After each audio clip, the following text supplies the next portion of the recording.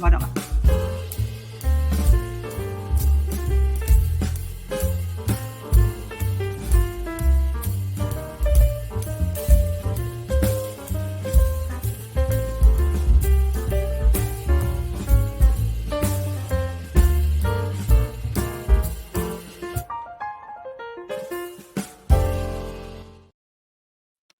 Muito bom. Olá, olá. Antes de mais nada, bom, primeiro, boa tarde, Miguel, Aroeira, boa tarde a todos e todas. E quero dizer para a Daiane que o pé já está muito melhor, já estou andando sem bota pela casa. Isso é uma boa notícia. É ótimo. Mas ainda tenho que ter cuidado na hora de sair, ainda não está 100% não, mas já está bem melhor, gente. Já é um alívio. Tudo bem com vocês? Tudo bem, eu estava tenso porque tinha uma obra aqui do lado de casa batendo aqui até 10 minutos atrás. Eu já tinha acionado o Felipe para se precisa, porque eu ia fazer do laptop lá embaixo, entendeu? E para ele botar a charge, mas parou. A obra parou. Eu estou aqui no meu ambiente de trabalho normal. E eu vou ficar aqui no ar enquanto a internet deixar, porque eu já caí umas 4 vezes hoje. Pois ontem é, você me falou hoje de manhã. Aqui Mas também é a internet ou é a luz? A internet. Aqui caiu a internet também, Aroeira. Caiu, voltou agora há pouco. Eu até já estava pensando que eu ia ter que fazer pelo celular. Eu estou com um problema de águas também aqui no meu prédio, quer dizer, basicamente eu já retornei uns 150 anos lá para trás. Pois eu soube que é isso, a Light está diretamente ligada à água, porque é o seguinte, se oscila a luz, oscila a internet cai. E oscila a água também, porque parece que... No caso da água, não, acho que é a privatização, que, como sempre... Não, mas tudo é privatizado. O Águas do Rio, sei lá como é que chama, que tem diminuído a pressão, eu já vi queixas disso, tem diminuído a pressão. Aqui no meu condomínio também. Em alguns prédios mais antigos, não conseguem segurar a onda, não tem como puxar mais água e tal. Então, aparentemente, é um privatiza que dá certo, né? Que melhora. Aparentemente é isso. Olha só, o Beto já está me convocando aqui para um jogo de futebol. A Regina vai ser a juíza. Não, eu vou ser a juíza, não, eu vou jogar. A Regina vai ser o VAR. Vai ser legal. Vai ser o VAR. É isso aí, gente. Isso o tempo todo. Mas, para variar, muitos assuntos, né? Eu queria trazer 2 assuntos, eu acho que a gente vai falar sobre isso mesmo. O primeiro, mais recente, né? Porque cada hora um assunto ultrapassa o outro. Cada dia não é? Tudo muda em 10 segundos. Eu acho que agora é essa decisão do Biden se afastar da candidatura. E eu queria dizer para vocês, eu acabei de ver um discurso da Kamala em Wisconsin. Eu acho que já pode ser considerado o primeiro discurso de campanha dela. Discurso de campanha, exatamente. E realmente, olha, presidente dos Estados Unidos é sempre presidente dos Estados Unidos, a gente sabe. Mas uma pessoa, uma oradora como ela, há muito tempo eu não vejo. Ela realmente foi firme, entusiasmada, simpática. É promotora, né? Hein? Ela é promotora, ela tem... Pois não, mas firme, ao mesmo firme e simpática. Ela consegue equilibrar o tom dela e eu fiquei pensando, essa mulher vai ganhar. Eu também acho, eu estou muito tranquilo. Estou muito tranquilo em relação a isso. Porque, na comparação... Hoje eu vi um comentário inteligente que dizia que a população jovem estava muito desgostosa, mesmo sendo contra o Trump, desgostosa em ter que votar no Biden. Exatamente. Porque não via muita esperança ali naquele voto. Agora, com a Câmara, tudo pode mudar, realmente. Ela vai ganhar os jovens e as mulheres. Sem querer botar água fria na fervura, mas, basicamente, ela me preocupa um pouco, inclusive por essa linha dura dela, que, aliás, vai ser útil para ela na campanha. Tem lido muito artigo comentando isso. O fato dela ser promotora e linha dura contra o crime, ela é punitivista, ela é esse negócio todo. Isso deve ajudá-la, porque ela enfrenta... A cada cartada do Trump, ela truca. Truca por cima, truco. Mas, assim, isso melhora as chances dela. E, além disso, ela é também uma falcoa. Ela é do complexo industrial militar bélico americano e realmente trabalha da mesma forma. Biden é aquele negócio, ganhou do Trump, ok, mas o Biden foi um genocida. O mandato Não, dele é um política mandato... externa horrível, né? A política externa deles. Então, me preocupa sempre a eleição americana, porque aquele negócio, a escolha entre o muito ruim e o muito pior. Mas E a é isso gente que eu falei. não sabe qual é o muito ruim e qual é o muito pior. Exato, porque Eu já não vejo tanto assim, porque eu acho que ela é mulher, ela não é branca, ela é mulher. Isso já muda um pouco, e ela leva isso em consideração, ela valoriza isso. mas Entendeu? a Então, política já externa é. do A Obama política não foi externa lá essas coisas. foi Não foi muito ruim boa. também. Não foi boa. Eu falei no começo, olha, presidente americano é sempre presidente americano. É isso. Né? Sendo o Então, presidente americano. eu não estou entrando na questão de se ela vai ser boa, melhor ou pior, mas melhor que o Trump sempre é, porque o Trump é um exemplo muito ruim, é um modelo muito ruim para Esse é o todo grande mundo. problema dele. Eu já vi artigos dizendo que o Trump teria uma política externa melhor, menos belicista. Ele mesmo já disse que acabaria com a guerra na Ucrânia instantaneamente, e não duvido, por causa dos negócios que ele tem com a Rússia. Eu também lógico. acho, também Claro, acho. eu também coisas. acho isso. Além disso, os republicanos sempre tiveram uma política externa, surpreendentemente, mais suave do que a democrata, pelo menos nos últimos 50, 60 anos, sei lá. O fato é, eleição nos Estados Unidos é um problema para o mundo? É. E é muito difícil ter certeza de que se um resultado é positivo ou negativo. Nós conseguimos uma vitória conceitual monumental para o planeta quando o Trump é derrotado. Mas a eleição do Biden foi um desastre monumental também do ponto de vista geopolítico. Claro. Colocou o mundo muito mais perto de uma guerra nuclear do que jamais esteve nos últimos 15 anos, pelo menos. Esse é o problema das eleições americanas. O império caindo é o Godzilla morrendo. Destrói Tóquio enquanto se debate. Olha só, a Sabrina está dizendo uma coisa que eu acho interessante. A Kamala não é uma boa pessoa, mas por ser mulher e negra, tem um símbolo, um significado importante. Eu concordo com ela. Concordo que o Trump, para nós aqui no Brasil, seria muito ruim a vitória dele, porque ia incentivar esse pessoal da extrema-direita aqui. Mas a gente tem sempre o pé atrás. Governo americano. Obama foi importante nesse mesmo sentido. Um homem negro, aliás, entusiasmou, e realmente isso significou um avanço nessa direção na sociedade americana e no mundo como um todo.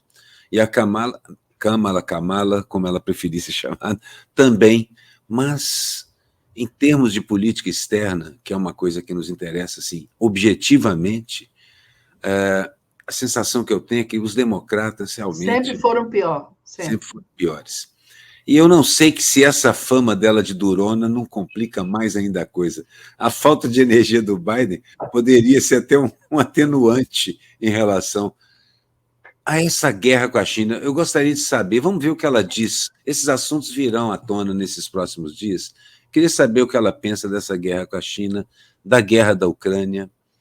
Ela já fez um discurso onde ela parece que já se recusou a dar cartaz para o Netanyahu, que vai visitar. Ela não foi ao Congresso assistir o discurso dele. Isso, né? Então já é um ponto positivo. Diz que o marido dela é judeu anti-Netanyahu. Então ela assume já é um ponto positivo. Então, a gente está lendo sinais, igual na época da nossa ditadura, que a gente lia a carta de promoção dos generais. Mas a questão toda é que quem vence a eleição nos Estados Unidos numericamente não necessariamente é eleito presidente, entendeu? Essa que não, então eles já estão disputando diretamente os tais estados pêndulo aí, né? Que mudou um pouco o cenário. Exatamente. A escolha do vice dela vai ser nessa direção. Vai ser importante. É uma nova eleição, mas só tem 2 meses de campanha, que alguns estados começam em setembro a votação. Estão achando que, como ela é uma pessoa com algumas preocupações mais à esquerda do Biden, que ela vai trazer um vice um pouco mais ao centro-direita, um pouco mais conservador, talvez, para não afastar os conservadores. Muito conservadora em costumes, porque ela é muito progressista em costumes e muito conservadora na questão do Estado, polícias, por exemplo. Talvez alguém que seja o inverso dela nessa mesma direção. O meme que voltou à tona, já apareceu antes, e agora apareceu de novo, que assim, a diferença entre democratas e republicanos são 2 bombardeiros, o mesmo bombardeiro, ambos bombardeando. Um deles tem as cores do arco-íris na cauda, um adesivo. Black Lives Matter. Mas, basicamente, é isso aí. É isso aí. Mas o bombardeio é o mesmo, né? É basicamente a mesma coisa.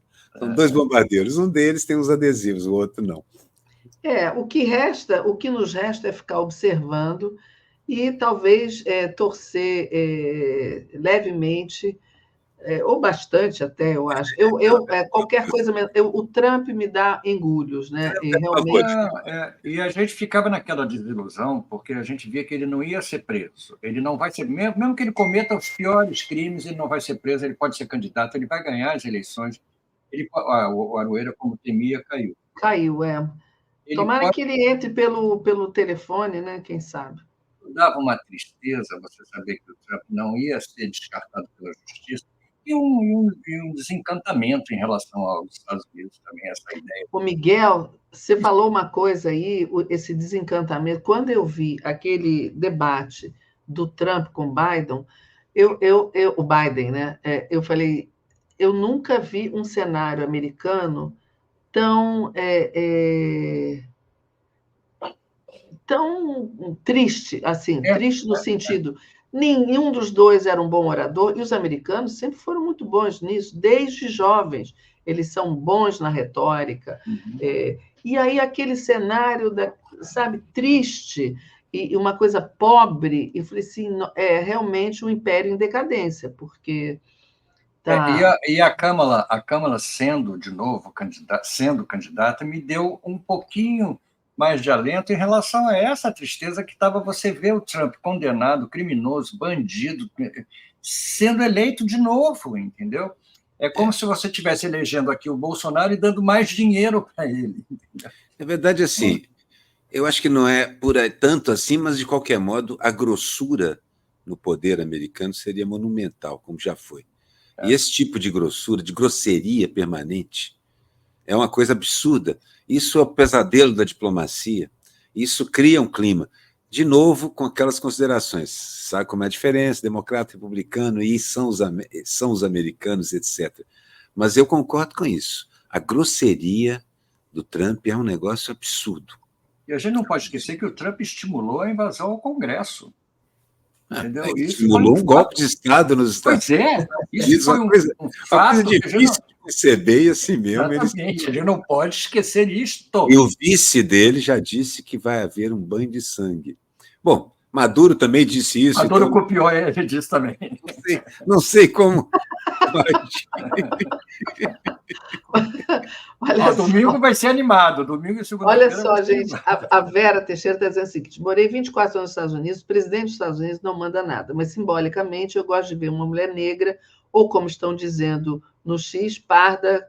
Cacete, eu sou parda, ela é mais escura que eu. Eu acho que a Vera tem toda a razão. Uma vez eu fiz uma entrevista com o Chomsky e ele dizia a mesma coisa. O presidente não manda muita coisa, não. Quem manda são as grandes empresas, as grandes multinacionais e o establishment militar. Então, esses continuam lá, né? Então, se você tem um modelo menos grosseiro, como estava dizendo o Aroeira do Trump, e mais progressista nos costumes, pelo menos. É melhor, né? É sempre melhor. A vida é menos desconfortável para o cidadão americano. O próprio cidadão americano, claro. Trump é o poder, e essa horda de loucos que o segue por aí, isso aí é um negócio que incomoda o dia a dia de qualquer lugar. A gente sabe, né? A gente sabe disso por causa dos nossos aqui, os nossos verde amarelo. A gente há de convir que para nós vai ser uma diferença muito grande. Se a gente e, além disso, para nós também tem esse alento. Não se espelha lá, é ótimo. Tem esse alento que o pessoal daqui receberá ou receberia com a vitória dele. Mas também, gente, por outro lado, eu tenho certeza que eles iam se surpreender um pouco, porque o Trump não liga para eles. Ele liga para os seus próprios objetivos e faria as coisas à sua maneira, se para ele fosse mais conveniente ignorar a extrema-direita mundial. E isso não é impossível, não, porque a extrema-direita mundial está vivendo uma pequena crise também no momento. Está vivendo uma pequena crise aí. Pode ser interessante para ele. Sei, aquele negócio, né? Assim, a eleição americana abala o mundo, mas mais pelo simbolismo até do que porque os caras têm agenda O própria. simbolismo, eu acho que Isso pelo não simbolismo, muda. é. Verdade. A agenda deles Claro que o eu Trump vai falo isso. encontrar o Lula, claro que o Trump vai voltar a fazer negócio com o Brasil, não tem a menor dúvida, se for eleito, entendeu? O que interessa a ele é o capitalismo. E o Mas eu capitalismo também compartilho desse um certo entusiasmo. Eu até falei isso, que assim, era um bom momento para escolher alguém de impacto. O ideal seria Michelle Obama, mas não podendo, a Câmara seria a sucessora natural mesmo, porque para sacudir um pouco essa campanha, e eu vi que já reequilibrou um pouco os números na primeira pesquisa. Pô, saiu uma pesquisa da 44 a 42, 44 para ela, Isso segundo a pesquisa da Reuters. 44 para ela e 42 para Elizabeth, olha, a Elizabeth botou aqui. Mas eu acho que alguém falou assim, ela fez esse discurso em Wisconsin, como é que ela se preparou em 48 horas? Porque ela estava perfeita. Aí alguém falou assim, não, ela vem se preparando há muito tempo. Né? Há muito tempo. Há uns 2 meses, pelo menos, que o Obama e a claro Pelosi lá ela já sabe disso. puxando as cordas para ver se esse negócio... O pessoal fala da lealdade do Biden, da hombridade, a coragem, mas muitos artigos também dizem que foi teimosia, que ele recusou até onde pôde o que tinha que acontecer desde o dia daquele fatídico debate. Mas eu acho que ele fez bem, ele foi preparando as pessoas. Aí, a última coisa que ele disse foi a opinião médica, só sairia com uma opinião médica. Aí ele pegou Covid. Ele preparou. Foi tudo dentro de um esquema. COVID, de certa forma, é como se houvesse um diretor mesmo, porque a entrada em cena, a preparação para a cena, a criação da tensão, o abrandamento, o surgimento do nome, o discurso de impacto. E o pessoal, a resposta da campanha do Trump foi feia, grosseira e muito ruim até agora. E vai ser uma campanha de ataques pessoais à Câmara, né? Talvez não funcione nesse momento. Grosseiramente. Ou então eles vão dizer, não, mas ela é a mesma coisa que o Biden na política interna. Essa foi a primeira resposta foi essa, dizer que é a mesma coisa, que ela é culpada também. De qualquer forma, o fato positivo foi o foco ter saído do Trump, que estava demais, né? Exatamente. Atentado depois a convenção, candidatos, de repente a luz fez assim, o Biden com uma decisão absolutamente ruim para ele, digamos assim, previsível, tirou o foco passou a ser todo o Partido Democrata. Previsível, mas assim, de novo, essa questão do timing, por isso que essas coisas parecem que são dirigidas. Americano sabe fazer isso. Assim, na verdade, em qualquer lugar do mundo, um político, ele não é só ele é ele e o entourage, o grupo que trabalha com ele, claro. E, sem dúvida, alguns profissionais muito competentes estão trabalhando. O Trump tem um ou outro também tem profissionais, ele próprio é um profissional competente da área do espetáculo. Da comunicação, é. Comunicação. Então, aquele tiro para ele foi um presente. Se ele não morreu, ele considerou aquilo um presente maravilhoso, porque aquilo... Só que a chegada dessa... O engraçado é isso, tão previsível, era ela a personagem, é a vice. Mas era ela está se saindo melhor assim mesmo teve um impacto e conseguiu até mudar. Se essa pesquisa já a coloca na frente, apenas com a entrada dela... Está sendo progressiva, a próxima acho que vai colocá-la mais à frente ainda. Gente, eu olhei o discurso hoje e falei assim, essa mulher vai ganhar. E depois, isso que o Miguel falou, ela varreu, em 2 segundos, ela varreu o protagonismo do tiro na orelha, né? Totalmente, não se fala mais nisso, né? Então, e ela chegou muito preparada. O atraso na decisão do Biden, de certa forma, acho que até ajuda isso. Criou uma tensão que o alívio foi maior. Talvez tenha sido até pensado. Aquele negócio mais... isso é hollywoodiano, mas funciona. E se funciona contra o Trump, é melhor, porque eu concordo no final das contas, apesar de ser tudo igual e mais de lo mesmo, a grosseria do Trump... É insuportável. O que ele poderia fazer, né, depois disso? É sair esculhambando a Câmara. Foi o que ele fez, entendeu? Num baixo nível, assim, saiu criticando tudo. Agora, só que agora fica mais feio, porque agora ele está fazendo isso com a mulher. Exato. Não, vai ser... Eu acho que vai ser um pouco desastroso. Eu acho que se ele não se... Porque quando ele está lendo, ele vai seguindo ali o que os assessores dele estão tentando botar ele em algum trilho. Mas quando ele para de... Isso foi assim no comício dele. Ele começou muito falando em unidade, união nacional, começou muito moderado. Aí, quando ele parou de ler, Quando ele Depois do parou atentado. na convenção republicana. Aí, quando ele parou de ler, começou a falar, aí ele voltou a ser o velho Trump, esculhambando tudo, falando aquelas coisas Que horrorosas. negócio que o coach fala, né? Você precisa ser mais você. Não, não. Você precisa ser menos você. Esse é que... Exatamente. Exatamente. E a Câmara hoje falou de controle de armas, falou de aborto, falou que o Estado não pode mandar no corpo da mulher. Ela está bem Isso ousada, é né? um discurso completamente Esse discurso interessante, renovo, né? Como diriam os argentinos. ele vai ao encontro do que a maioria da sociedade americana pensa, mesmo com a Suprema Corte tendo voltado atrás na questão de tornar federal, de obrigar a dar o direito. Parece que a maior parte das pessoas prefere que o Estado não se meta nisso.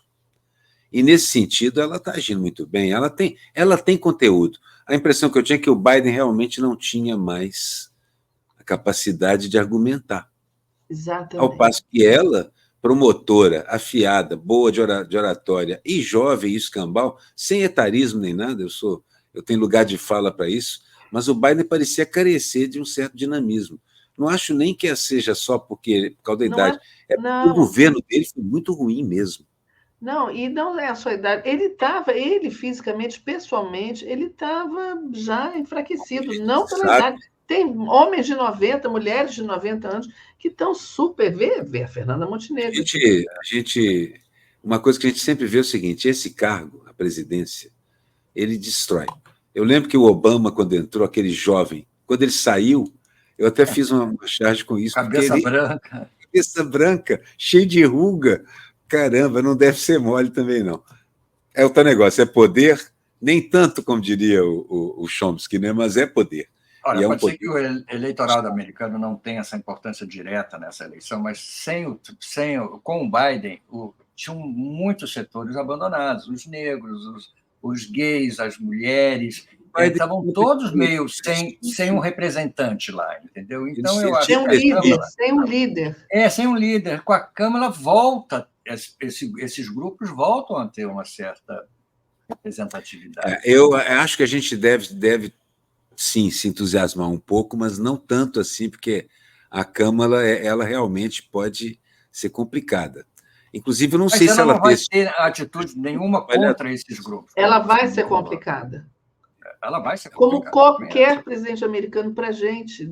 Os democratas sempre foram piores para. Eu tenho medo assim, desse dinamismo dela, dependendo da direção. Vamos ver. É aquele negócio, só nos resta esperar para ver que nós não temos. Nós já passamos todo o tempo praticamente discutindo só isso, porque isso é muito importante para o mundo. E, no entanto, a gente está vivendo também um momento complexo aqui no Brasil, né?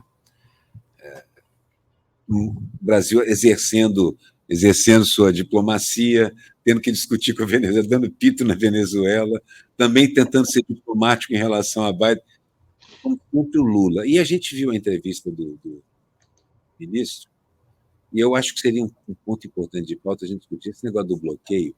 Eu vi ele explicando. Acho que a fala principal do Lula na reunião e a dele o bloqueio vai existir porque o mercado impõe. A ideia do arcabouço fiscal foi uma imposição do mercado. Mas uma vez que a gente assinou, a gente vai fazer direitinho. A frase fundamental é: não vamos cortar nada dos programas sociais que a gente está fazendo. Então, acho que essa é, digamos, a pedra de toque do governo para a campanha eleitoral que começou já há algum tempo. Né? A própria Simone Tebet foi uma das primeiras a falar isso. Nós não vamos mexer nesses programas. É claro que aí alguma coisa tem que ficar, né? Dessa história toda. Não, essa é a pedra do de mundo toque. Capitalista. Essa é a pedra de toque. Porque é difícil governar em coalizão. Falando em Venezuela, a gente sempre esquece que é uma frente, né? O que vocês acham da Venezuela? As pesquisas mostram um avanço da oposição muito grande. Agora, e aí? Qual é a opinião de vocês? Será se o departamento jurídico de vocês permite falar sobre isso? Falar sobre a Venezuela? Eu não sei, eu acho que, assim como a eleição dos Estados Unidos, a gente vai comprar pipoca, sentar no sofá e ver o que vai acontecer. Domingo à noite vai ser uma festa. Eu posso compreender todas as injunções geopolíticas, todas, tudo que acontece, o petróleo, a situação a situação da Venezuela, o que ela significa, etc. Mas, realmente, eu acho que a maneira como o governo Maduro conduz o problema venezuelano, mesmo levando em conta todo o ataque americano, é muito ruim. É mais do que natural que ele esteja perdendo. Se soltar, a gente tem até por uma questão de pêndulo, porque apertaram demais na outra direção, uma queda. Ele não tem a organicidade do Chaves, ele não tem o Isso que eu ia dizer. Maduro não é o Chaves. A esperteza, o talento. Maduro, lamento, mas Maduro é um problema diplomático para o Brasil, é um problema diplomático para explicar para todo o tempo, porque ele faz muita bobagem. Eu sei, muita gente vai dizer que não, que eu estou completamente errado, que eu não sei dos fatos todos. É provável que seja verdade, que eu não saiba dos fatos. Mas a maneira como ele conduz é um outdoor pavoroso. E nós não temos conseguido explicar. O próprio governo Lula precisou tomar uma posição em relação a isso. É verdade. É assim. Que bom que tomou, né? Agora, o Chaves era outra história.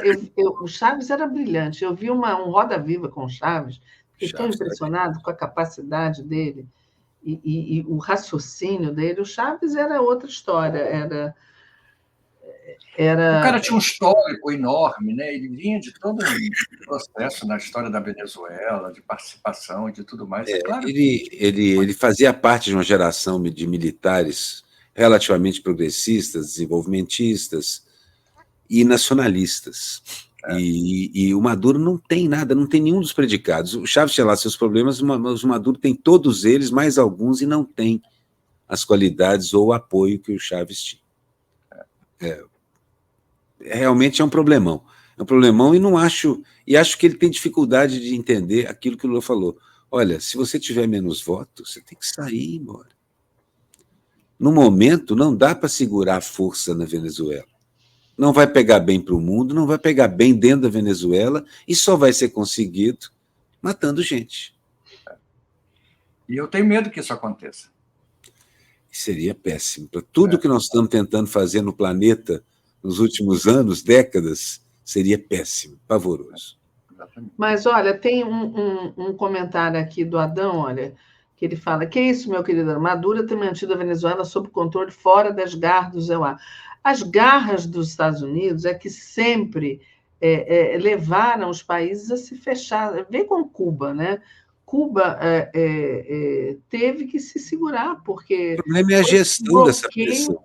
Hein?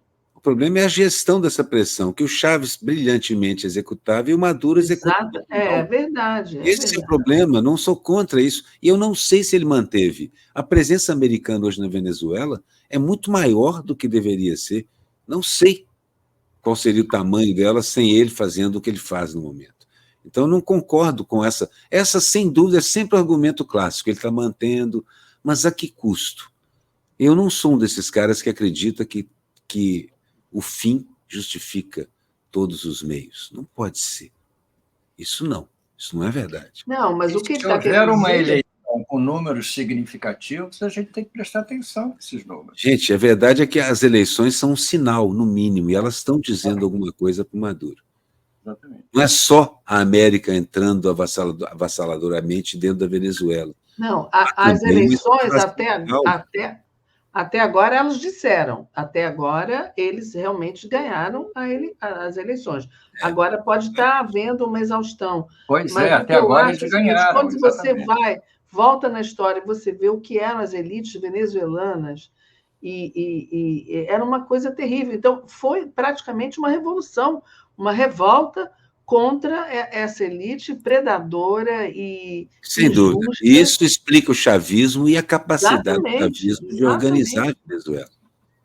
Exatamente. Isso explica agora. O Maduro não é um bom chavista. O Maduro não sabe exercer isso. O Maduro só consegue usar a forma mais bruta de exercer a tal de manter os Estados Unidos fora da Venezuela. A gente sabe o que são os americanos, os norte-americanos. A gente sabe que o petróleo, etc, etc. Mas se essa é a única maneira de gerir, eu acho que não é. Acho que era possível ter uma maneira mais suave internamente de resolver o problema. Eu sei porque, assim, nós somos jornalistas e a gente também faz parte, volta e meia, Existem as associações do mundo inteiro que falam sobre o papel do jornalista.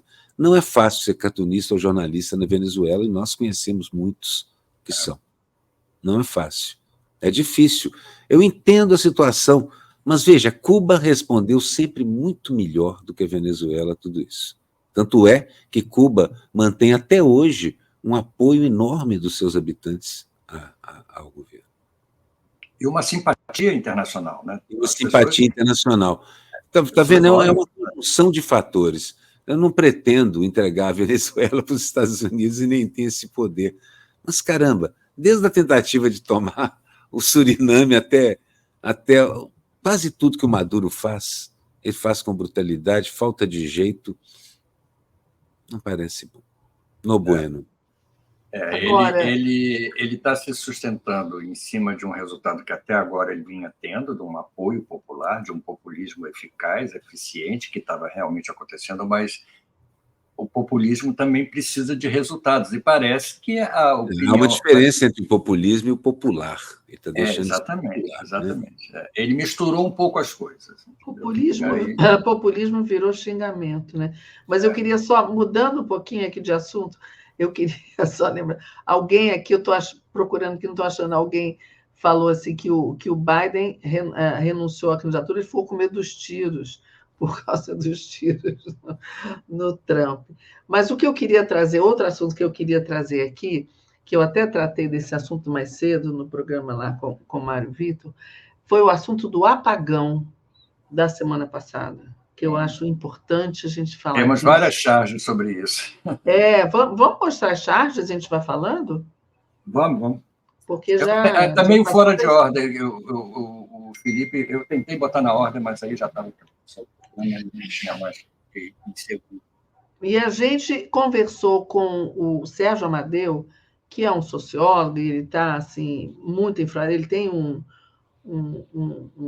blog sobre tecnologia, ele está muito enfronhado nessa questão, e o fato... Eu perguntei para ele por que o Brasil não foi tão atingido como a Europa, Estados Unidos, Ásia, e aí ele começou a explicar como é que funciona essas, né, a Microsoft, por exemplo. A Microsoft contrata essa empresa, que sempre esqueço o nome dela, não sei o que, Crowd, que é encarregada da segurança e que terceiriza uma outra parte dessa manutenção, essa terceirização que não funcionou.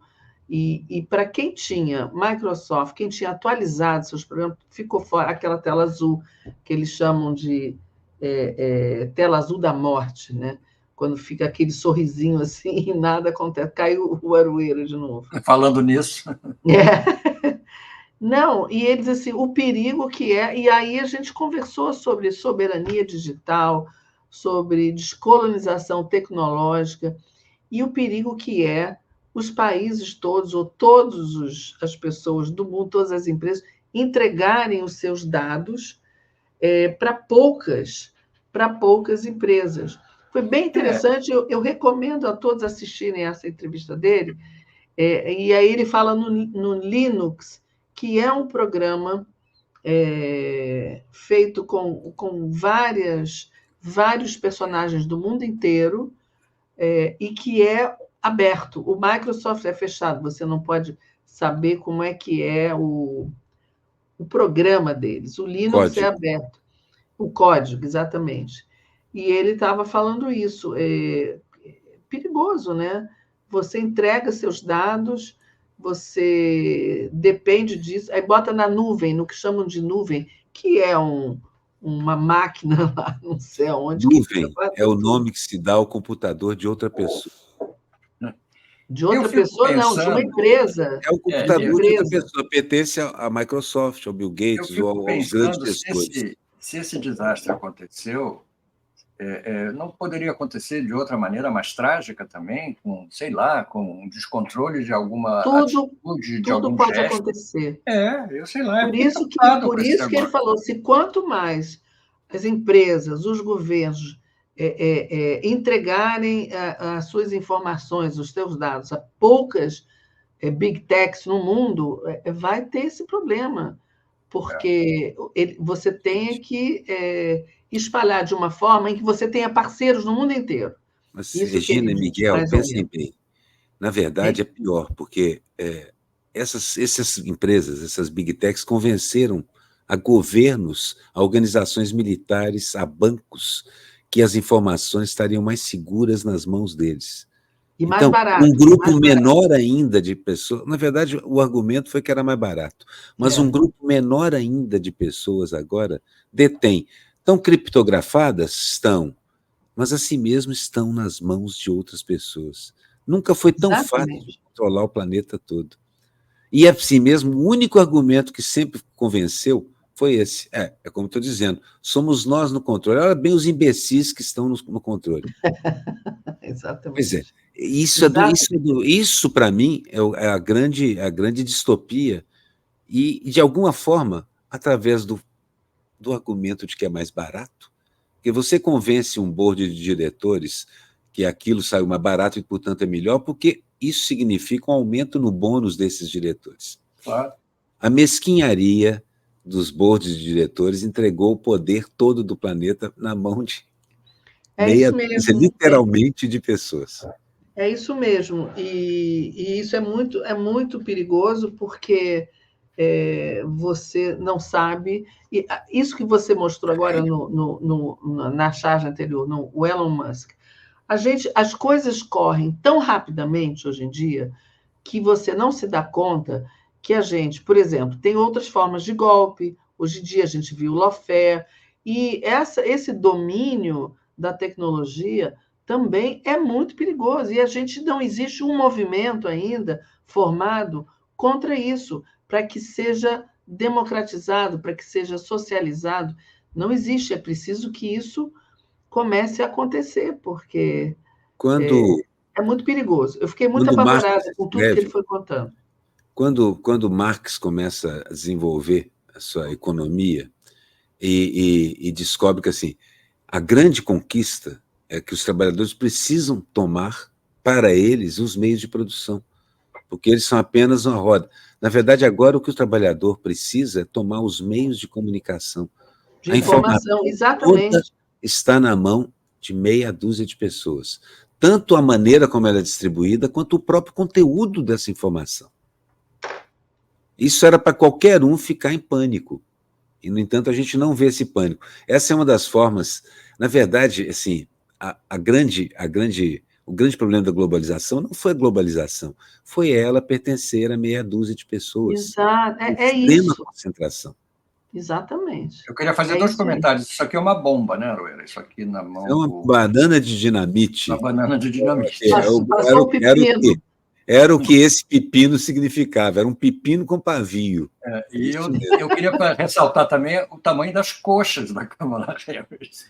A Kamala é uma jovem que se exercita, ela é uma mulher Ela bonita, vai precisar correr muito. Você devia estar impressionado com o tamanho das coxas do Biden, que ele não tem essas... O Biden, que também não é tão grande quanto ela, mas... Pois é, isso que eu ia falar, não devia ter essas coisas. O Biden está com umas perninhas finas. Está parecendo as pernas Deveria ter, mas eu não queria parecer etarismo da minha parte, botar as perninhas magrinhas. Exatamente. Aqui os três macaquinhos da situação. Todos precisando cobrir alguma coisa, né?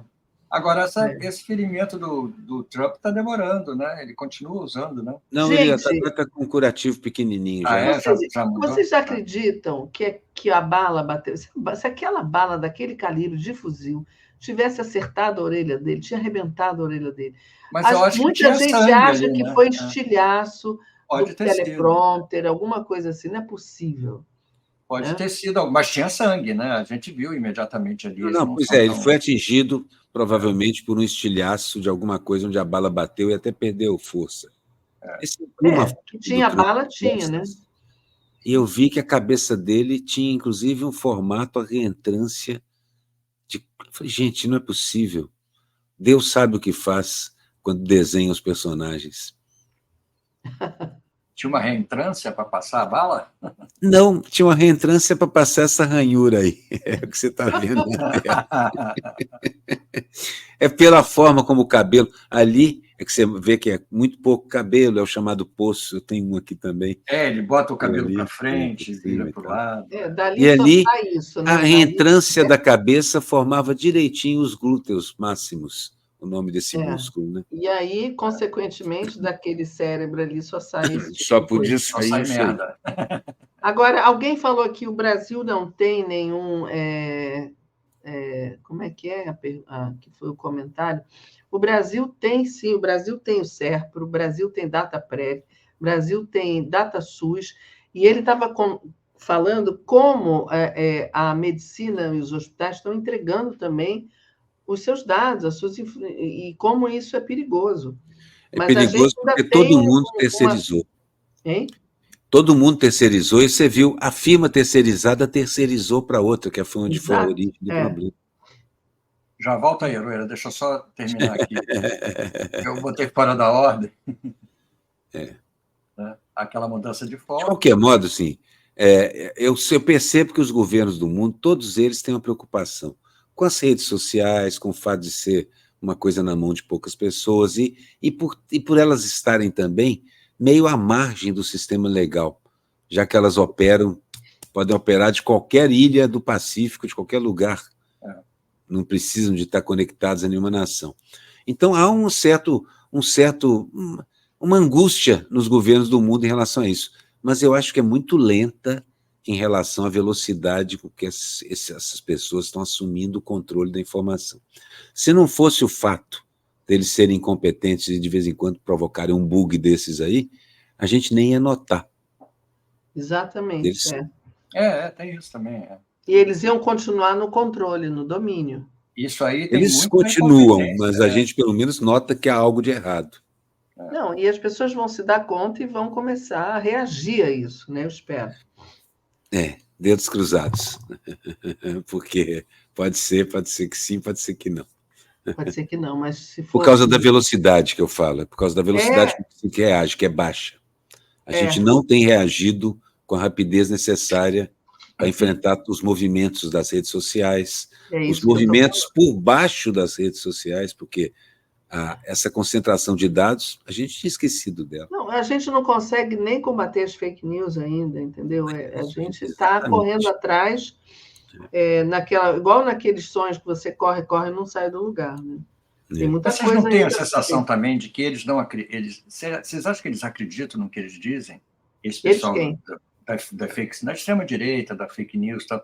Vocês acham que eles acreditam? O público-alvo acredita, mas... O público-alvo, sim. Quem está fabricando, provavelmente não. Não, quem emite as notícias, eles não estão sabendo. Eu acho que não acredita, não. Não é possível.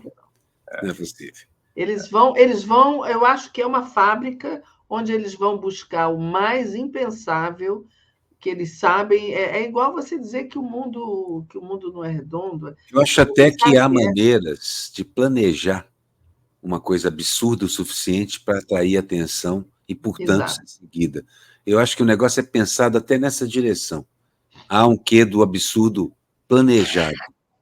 É muito provável que os cérebros pensantes dessas coisas levem isso em conta, eu acho. Não são imbecis, não. Comigo está acontecendo uma coisa, não sei se com vocês, se com você, Aroeira, aumentou muito o número de haters nas minhas redes sociais. Aumentou demais agora. Eles tinham me esquecido, eu não era um alvo. Eu vivia tranquilamente, fazia coisas, e tanto é que o Instagram cortou uma charge minha. Depois de 4 semanas, aquela da reunião de Santa Catarina, lá do Camboriú, que eu fiz uma reunião do Partido Pela mesma razão que tiraram a minha da falta de liberdade guiando os povos. Isso, a mesma coisa. Tiraram, mas depois de muito tempo. Isso é alvo de denúncia sempre. Mas eu sinto nas minhas redes um aumento muito grande das Você tem lido os comentários, então? Eu tenho lido alguns. As pessoas leem e me dizem. Eu parei de ler. Não, quando eu leio os leio, comentários, eu sempre encontro os de sempre, dá vontade de bloquear 6, 7, 8, 12 pessoas. Mas hoje em dia nem isso eu estou me animando a fazer mais. Deixa lá. Não, eu não lia, realmente. Agora, como aumentou muito, mas aumentou, assim, consideravelmente, uma coisa que você vê que é articulada. E eu não sei se são de torpedos, se são pessoas, se são máquinas, eu não sei, ou se são pessoas mesmo. Se são E robôs, né? Acho que parecem pessoas. as duas A coisas. denúncia pode ser de gente que vigia as redes para isso, qualquer escorregão nosso, denunciar permanentemente qualquer charge, qualquer coisa. O 247 é um alvo muito visado. Então, geralmente, há muitos haters. Com esse negócio de juntar a charge no Instagram com a do 247, de pedir a colaboração, que a gente tem feito sempre, Ampliou os muito, haters, né? ampliou. Os haters do canal, que existem aos montes, é um canal importante, e, portanto, tem gente designada para cuidar disso, colocar robôs em ação e tal. Eu acho que é mais isso, é orquestração. É mais um dos pontos frágeis das redes sociais que a gente tem discutido. Que uma coisa dessas, um cara comandando um escritório de 12 pessoas e 50 computadores ou 50, consegue fazer isso. Consegue tornar... Mas o que eu queria dizer mesmo é que na argumentação E a deles não legislação... tem nada que seja consistente, é só não é repetição importante. dos mesmos assuntos, canal financiado pelo dinheiro público, eles falam do 247, esse blog é financiado pela Lei Rouanet, esse blog é financiado pelo dinheiro público, Blog financiado pela Lei Rouanet, bom. Aquelas mesmas conversas de Mas basicamente é isso. E onde é o problema? É que a legislação que deveria agir aí não tem nem como, não tem lei. Aquilo que o Moraes falou, ou você regulamenta, monta a lei e regulamenta e coloca ela, bota e hierarquiza os crimes. Tipifica o escambau, para poder agir. A única coisa que a gente pode fazer é essa, porque é isso, e isso está lento. Não estamos chegando perto da velocidade com que eles atrapalham o dia a dia de todo mundo. Não, é Mas no muito cancelamento veloz. da minha charge lá, eu entrei com recurso, porque eles oferecem essa possibilidade, né? Aí eu Te fui ofereceram... Como? Como que entra com recurso? basta você seguir ali que você vai vendo. Assim, Eu cheguei lá, aí É. diz que estaremos analisando o seu caso. Exatamente. Estaremos analisando, já começa Estaremos bem, analisando. né? A repórter do Jornal da Globo, na Globo no disse ontem, vai vir, ela disse. Vai vir? Não, porque alguma coisa vai vir. Como vai vir? Alguma coisa virá, não é vai vir. Vai vir é uma maneira... Não acredito, eles não olham, não voltam atrás, até hoje nunca puseram de volta um desenho meu que foi retirado. Nunca. E eu não vou também ficar botando de novo, porque eles dizem que a próxima vez vai ser pior. Eles aumentam a pena, o banimento e tal. Mas, olha, tem horas que eu penso mesmo, vale a pena? Eu até penso sobre isso, e muita gente diz, não, continua na rede. Tá, mas eu começo a pensar se vale realmente a pena ficar numa rede. Talvez as pessoas comecem a abandonar essa prática de alguma forma. Não acredito que passar para outra rede adiante, feito a gente volta... Eu só vejo esse comportamento em relação a atitudes de esquerda, não a de direita. A direita está... Vejo menos. Então, não sei se vale a pena para mim, nesse ponto de vista, só ter a má notícia de encontrar tudo que é da direita liberado e ter o desprazer de ver os meus... Não sei. Tem a notícia que saiu hoje que os deputados gastaram, nesse início de ano, 75% a mais com o Facebook. Agora acontece também o seguinte... A bancada da selfie, entendeu? Existia antes o software livre e o software de código aberto. O Linux, por exemplo, é isso. Era uma forma de enfrentar o capital. Não é possível a gente começar a pensar em redes que não pertençam a organizações e empresas? Mas é isso que ele estava dizendo. O Linux é um exemplo, e tem outros, não é só o Linux, não. Tem outros que eu não sei, que ele citou, eu não conheço, mas o Linux é outros códigos abertos, de código aberto e de parceria, e não é uma coisa também centrada dentro de um país isolado, ele tem parceiros de vários países, de vários lugares. O próprio Blue Sky, a gente tentou o Blue Sky, houve uma movimentação, mas depois... Mas o Blue Sky ainda pertence também a uma empresa. E, na verdade, é o seguinte, essa rede... A rede não é que assim você convoque e eles virão, não basta construir que eles não virão, não é assim. As redes, ainda não entendi de que maneira um grupo de pessoas descobre uma rede e de repente ela fica uma rede de 1 bilhão de pessoas. E, Aroeira, eu esqueci de botar o seu jabá, peraí. Vou lá. Bota logo, a gente já terminou aqui. Acabou o programa. Vou lá, peraí, Bom, rápido. deixa eu ir dizendo, eu vou correndo daqui para o Deza Botequim, porque o Igor Essa está me esperando lá para tocar comigo samba. Vai ser melhor, Aroeira, até eu achar isso aqui não vai dar tempo. O que é hoje, lá no Aroeira? Flamengo, fica no Flamengo. Hoje é no Deza, né? A Daphne sempre está por lá quando ela pode. É lá na Travessa dos Tamoios, 32. Qual é o roteiro hoje, o repertório? O repertório hoje é de samba jazz com tudo que existe no meio.